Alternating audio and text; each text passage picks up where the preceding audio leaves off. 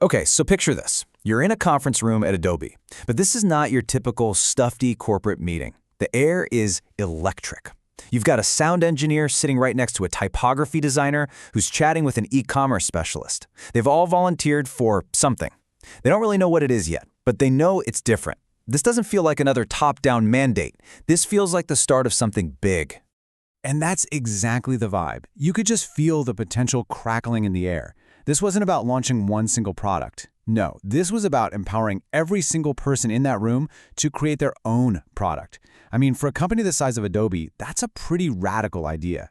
And right at the center of all the excitement are these bright red boxes. They become kind of legendary around the Adobe offices, a symbol of this new, almost secret innovation program. So the question on everyone's mind, and ours, right, is what on earth is inside that box? We're going to get to that, I promise. But first, we got to ask, why did a company like Adobe need a red box at all? To really get why this little red box was so revolutionary, we have to get our heads around the problem it was built to solve. I mean, Adobe was a giant, right? A true leader in creative software. But like a lot of big, successful companies, it was facing a classic challenge, the innovation gap. See, Adobe was an absolute master of what we call linear innovation. You know, taking their amazing products like Photoshop and making them even better year after year. But what they struggled with, that was disruptive innovation. That's the messy, unpredictable stuff, creating something totally new, something that might even compete with their own core business. They were great inside their existing box, but they needed a way to get outside of it. And here's the crucial part. The problem wasn't a lack of desire. Not at all. A survey they did showed that a whopping 94% of employees wanted to innovate. The will was there, but the way just wasn't. Adobe was basically sitting on this huge, untapped reservoir of creative energy, just waiting for someone to turn on the faucet. And that spark, that opportunity, it came from a pretty unlikely place, a kind of rogue experiment led by one of Adobe's own vice presidents, a guy named Randall. So Randall, he was super inspired by the whole lean startup movement. He had this new idea about connecting designers for quick feedback, but instead of writing some long, boring business plan and asking for permission, you know what he did? He posted a Craigslist ad offering free sushi. I'm not kidding. He got real, tangible customer insights in a single afternoon. He proved you could learn way more from a quick, cheap experiment than for months of internal meetings. And this brilliant little hack, that was the seed that would eventually grow into the Kickbox. Which, of course, brings us right back to our mystery. It's time. Let's finally unpack that famous red box and see what made it so incredibly powerful. Okay, this is the showstopper. This is the heart of the Kickbox. Inside every single one of those boxes was a prepaid credit card with $1,000 on it. No questions asked, no expense reports, no manager approval needed. This wasn't just money. This was a radical act of trust. The message was so simple and so powerful. We trust you. Now go build something cool. But look, the money wasn't just a free-for-all, right? It came with a framework, a playbook. The Kickbox process guided employees through 6 really clear levels, starting at inception and going all the way to infiltrate.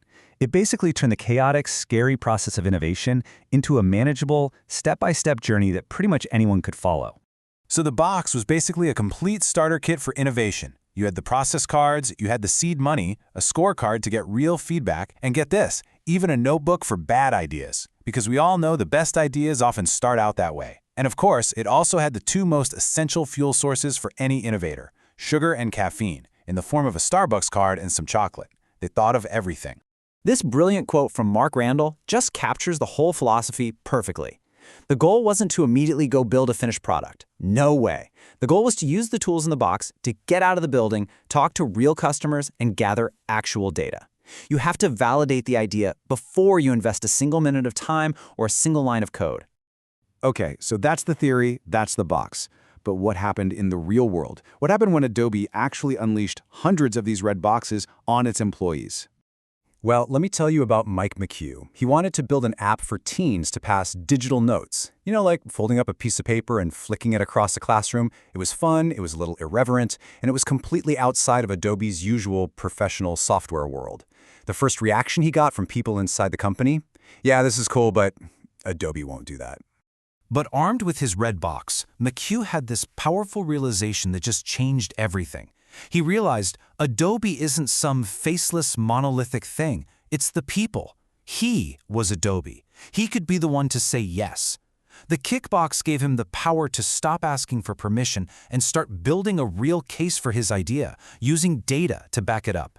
And McHugh was not alone. Not by a long shot. The program absolutely exploded in popularity.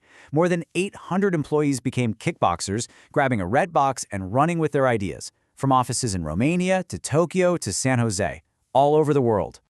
And out of those hundreds of experiments, 22 projects actually gathered enough positive data to beat the red box. And for their prize, they earned a blue box, which came with even more funding and resources to keep developing their idea.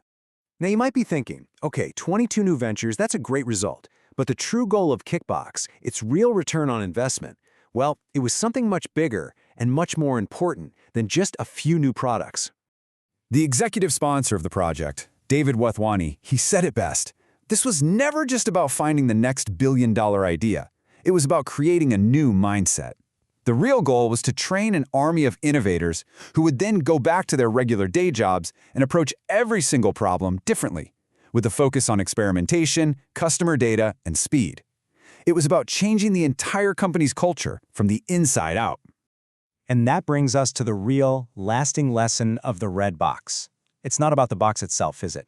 It's about what that box represents. It's permission to try something new, a simple process to follow, and just enough resources to actually get started. So the final question isn't really about Adobe, it's about us. What's stopping you from building your own red box?